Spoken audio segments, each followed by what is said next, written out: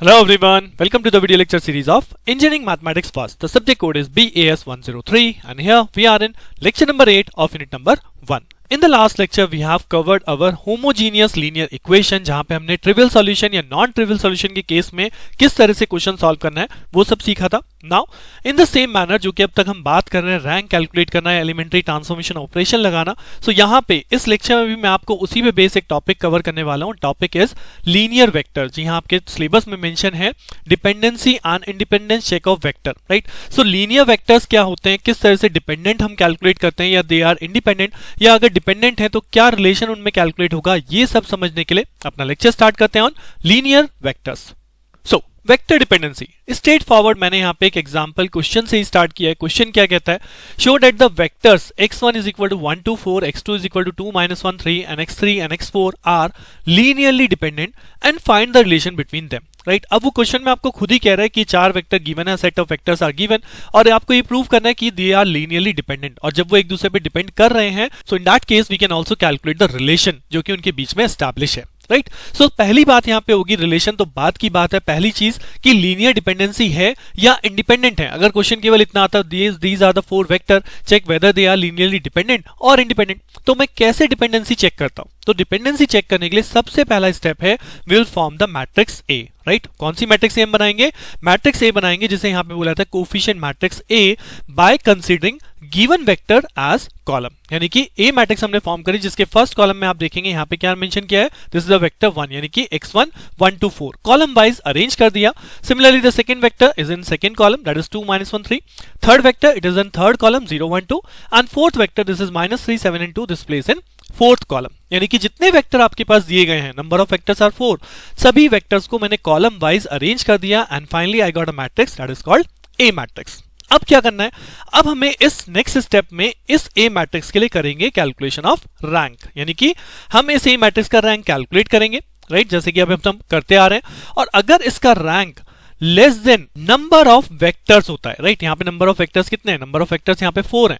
सो अगर rank of A less than 4 आता है, in that case we will say that these vectors are linearly dependent. Otherwise अगर आपकी rank किसके equal हो जाए, नंबर ऑफ वेक्टर्स के इक्वल हो जाए. राइट, यहाँ पे नंबर ऑफ वेक्टर्स कितने 4, सो अगर रैंक ऑफ मैट्रिक्स ए हमारे नंबर ऑफ वेक्टर्स के इक्वल हो गई, in that case they are called linearly independent. Right, so ये चीज ध्यान रखिएगा कि हमें वही सेम चीज करनी है. गिवन वेक्टर से एक मैट्रिक्स फॉर्म कर रहे हैं, उस मैट्रिक्स की रैंक को कैलकुलेट करेंगे, और अगर उसकी rank less than number of vectors है तभी हमारे होंगे लीनियरली डिपेंडेंट. और फिर उसके बाद रिलेशन की बात आती है. तो सबसे पहली चीज क्या हो गई, सबसे पहली चीज हो गई we have to calculate the rank of this form matrix A. और रैंक कैसे कैलकुलेट करते हैं ये अब आप सब लोग जान चुके हैं. क्या, फर्स्ट एलिमेंट देखना होता है, मेन डायगोनल का फर्स्ट एलिमेंट ये 1 है. जी हाँ 1 है, कोई प्रॉब्लम नहीं है. तो उसके बाद में क्या कर सकता हूं, उसके बाद में रिमेनिंग 2 एलिमेंट जो इसके नीचे के हैं इनको एक साथ 0 कर सकते हैं by applying the operation. R2 में चेंज करेंगे कितना, R2 - 2R1. राइट, और R3 में चेंज करेंगे हम R3 - 4R1. तो just apply these two operation.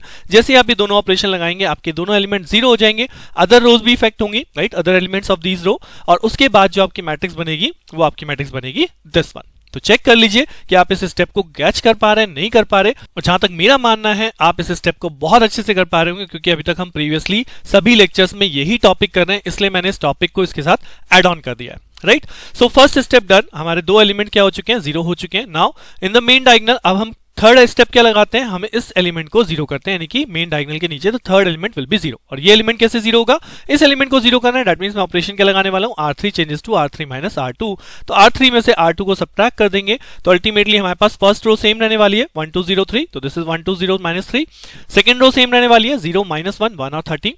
And the third row में से सेकंड रो माइनस करना है, 0 - 0 it is 0, -5 -5 0, 2 - 1 it become 1 and 14 - 13 it become 1 again. Right, so अब आप देख सकते हो जैसे ही आपने दो ऑपरेशन लगाए जहां पे हम मेन डायगोनल के नीचे के एलिमेंट को 0 कर रहे हैं, तो जैसे ही हमने 0 किया तो मेन डायगोनल पे तीनों ही एलिमेंट बच रहे हैं. राइट, तीनों एलिमेंट बचने का क्या मतलब होता है कि दैट मींस ये जो मैट्रिक्स ए है इसमें तीनों की तीनों नॉन जीरोज रो हैं, यानी रैंक ऑफ ए क्या बन गया, रैंक ऑफ ए बन गया हमारा 3, राइट. सो यहाँ रैंक ऑफ ए 3 बन गया, और जबकि नंबर ऑफ वेक्टर्स कितने हैं, नंबर ऑफ वेक्टर्स 4 हैं, they are x1 x2 x3 and x4 in the given question. So according to this क्या सॉल्यूशन आया, अकॉर्डिंग टू दिस कंक्लूजन आया rank of A is equal to 3 less than 4, that is number of vectors, hence the given set of vectors are linearly dependent. जी हाँ, जब तक आपकी rank less than number of vectors होगी, vectors are linearly dependent. But वहीं पे अगर suppose यहाँ पे नंबर ऑफ वेक्टर्स 3 होते और रैंक भी 3 आ जाती, उस केस में हम बोलते लीनियरली इंडिपेंडेंट, राइट. सो यहाँ पे सिंपल चेक नहीं था, यहाँ पे पहले ही प्रूव करने को आपको बोला गया था कि प्रूव करिए दीज वेक्टर लीनियरली डिपेंडेंट. तो वही चीज यहाँ पे प्रूव हो के आ रही है, the vector set are linearly dependent. अब जब वेक्टर सेट एक दूसरे पे डिपेंड कर रहे हैं तो I can find the relationship between them.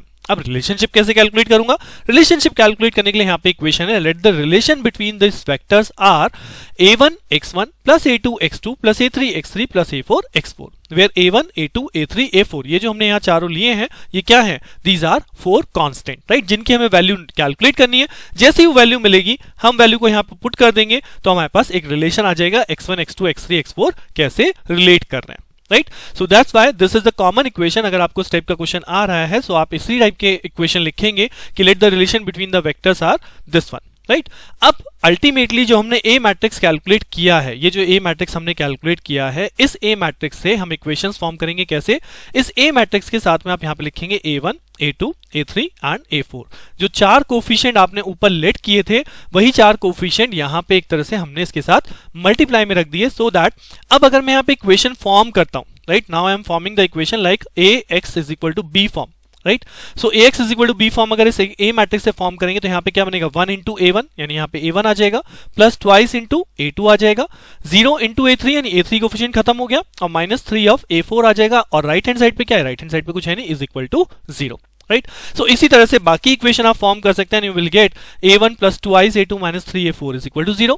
Second row आपकी फॉर्म करेगी minus of 5a2 plus of a3 plus 13a4 is equal to 0, and third equation form करेगा a3 plus a4 is equal to 0. Now अब third equation से अगर आप देखेंगे तो यहां से एक रिलेशन निकल के आ रहा है a3 is equal to minus of a4, यानी कि अगर मैं यहां लेट करता हूं let a3 is equal to k, तो a4 की वैल्यू क्या हो जाएगी, minus k. You can also let in another way, like आप a4 को k लेट कर सकते हैं, a3 को माइनस k लेट कर सकते हैं, राइट, तो उससे भी एक रिलेशन आ जाएगा. सो यहां पे मैंने लेट किया a3 is equal to k, so a4 is equal to minus k. So अगर a3 को यहां पे k पुट कर दूं और a4 को यहां पे माइनस ऑफ k पुट कर दूं तो यहां से a2 की वैल्यू आ जाएगी कितना, minus of 5a2 plus of k minus of 13k is equal to 0, यानी a2 की वैल्यू मुझे मिल जाएगी 12k divide by 5 of minus, यानी a2 become minus 12 by 5k. और सिमिलरली अगर आप फर्स्ट इक्वेशन से देखेंगे यहां से दिस फर्स्ट इक्वेशन, इस फर्स्ट इक्वेशन में भी आपको चाहिए a1 a2 एंड a4, तो a1 मेरे लिए अननोन बचा है, a2 हम सॉल्व कर चुके हैं, this is 12k by minus 5, and a4 हमें पता है a4 is minus of k. सो जैसे ही आप ये वैल्यू यहां पे पुट करेंगे, सॉल्व कीजिए and check whether you are getting this value of a1 is equal to 9 by 5k और नॉट, राइट. सो ये सिंपल सा प्रोसेस है कि अगर आपको केवल डिपेंडेंसी चेक करनी है तो डिपेंडेंसी चेक आपका पहले ही खत्म हो जाता है, rank of A less than number of vector, that is vectors are linearly dependent. But अगर मुझे रिलेशन चाहिए so I will let this type of equation, उसके बाद अपनी गिवन वैल्यू से आप मल्टीप्लाई कीजिए, इक्वेशन फॉर्म कीजिए, कांस्टेंट की वैल्यू कैलकुलेट कीजिए, and again now the final step is what, इन कांस्टेंट्स को वापस इस रिलेशन में पुट करेंगे so that I got the exact relation in terms of x1 x2 x3 and x4, right. So ultimately इसी equation में देखिए मैंने यहाँ पे a1 को पुट कर दिया, this is 9 by 5k, this is a2 value, this is a3 value and this is a4 value, चारों को सॉल्व किया, k कैंसिल आउट हो जाएगा, तो अल्टीमेटली आपका जो बचेगा वो in terms of x1 x2 x3 and x4, this will you get final relationship between 4 vectors, right. So I hope आपको समझ में आया होगा किस तरह से डिपेंडेंसी या रिलेशन को कैलकुलेट करना है. एक सिंपल सा एग्जांपल और मैं यहाँ पे शो करता हूँ जो पेपर में आपके पूछा भी जा चुका है, जस्ट इसका reverse question in the sense कि like find the value of lambda for which the vectors this this and this are linearly dependent, right. तो तीन वैल्यूज यहां पे दी गए हैं, तीन वेक्टर्स यहां पे दिए गए हैं, और उन वेक्टर्स में अब आपके पास अब की बार क्या कांस्टेंट है, lambda is a constant, right. So हमें यहां पे प्रूव करना है कि ये वेक्टर्स लीनियरली डिपेंडेंट तो पहले से हैं, बट अगर ये वेक्टर लीनियरली डिपेंडेंट हैं तो what is the value of lambda over here, right. So same manner में प्रोसीड होगा क्या कि हम सबसे पहले मैट्रिक्स ए को फॉर्म करेंगे, और मैट्रिक्स ए कैसे फॉर्म होती है, we will place the each vector in a particular column, right. First column contains first vector 1 minus 2 lambda, second column contains second vector 2 minus 1 5, similarly the third vector placed in third column 3 minus 5 and 7 lambda. उसके बाद अगर आपको याद हो तो हमने पहले lecture में पढ़ा था कुछ वही कॉन्सेप्ट मैं वापस यहाँ पे भी ला रहा हूँ। वो कॉन्सेप्ट क्या था, क्योंकि मुझे यहाँ पे पता है लैम्डा को कैलकुलेट करना है, ठीक है। अब यहाँ पे लिखा है लीनियरली डिपेंडेंट ऑलरेडी हैं, यानी लीनियरली डिपेंडेंट कब होते हैं, when the rank of A less than equal to number of vectors. अब यहाँ पे नंबर ऑफ वेक्टर्स कितने, नंबर ऑफ वेक्टर 3 है। जब rank of A less than 3 होगा then these vectors are called linearly dependent, right. और क्योंकि question कह रहा है कि यार लीनियरली डिपेंडेंट है, इसका मतलब है rank of A less than 3 होगा, राइट। अब rank of A less than 3 है, यानी लेस देन 3 तो 2 भी होता है, 1 भी होता है। और 2 और 1 किस केस में होगा, अगर आप कोई भी एक पर्टिकुलर रो इसकी 0 कर देंगे, यानी एक पर्टिकुलर रो 0 है मिनिमम, राइट। सो जैसे ही एक पर्टिकुलर रो 0 होती है तो उसका डिटरमिनेंट क्या हो जाएगा, डिटरमिनेंट हो जाएगा 0।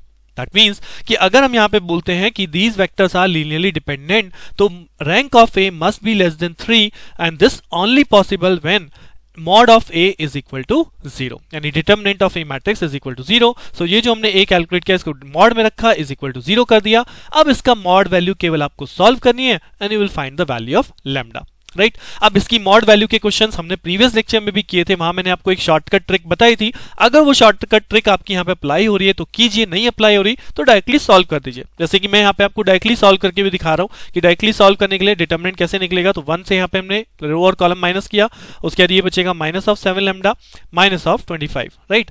माइनस ऑफ 25 तो ये हो जाएगा plus of 25, got it. Then उसके बाद माइनस ऑफ 2 होता है, रो और कॉलम कैंसिल आउट किया, minus 2 into 7 lambda, this become minus of 14 lambda and minus 5 into lambda, तो ये हो जाएगा प्लस 5 लैम्डा। उसी तरह सिंपली प्लस ऑफ 3 से रो और कॉलम कैंसिल आउट किया, ये बना माइनस ऑफ 10 और माइनस लैम्डा ये हो जाएगा plus of lambda is equal to 0। अब इसे आप यहाँ पे सॉल्व कर सकते हैं। सॉल्व करके कितना बना, minus of 7 lambda plus of 25 plus of 28 lambda minus of 10 lambda, then उसके बाद ये हो गया माइनस ऑफ 30 और ये हो गया आपका plus of 3 lambda is equal to 0।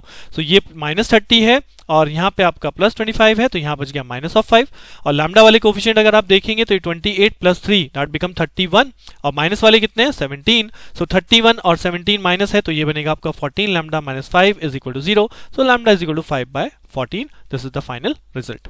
तो आई होप कि आपको वेक्टर डिपेंडेंसी पे अगर क्वेश्चन आता है you can surely attempt that, कि आप वेक्टर को चेक कर सकते हैं whether they are dependent, where they are independent, और अगर डिपेंडेंट है तो you can calculate the relationship easily. अब नेक्स्ट लेक्चर में हम लोग आपके साथ बात करेंगे कॉम्प्लेक्स मैट्रिक्स के ऊपर। जी हाँ, कॉम्प्लेक्स मैट्रिक्स क्या है, क्या कॉन्सेप्ट है, कौन कौन से डिफरेंट टाइप की मैट्रिक्स आपको वहां पे देखने को मिलेगी, ये सब जानने के लिए बने रहिए मेरे साथ। मिलते हैं नेक्स्ट लेक्चर में। Thank you.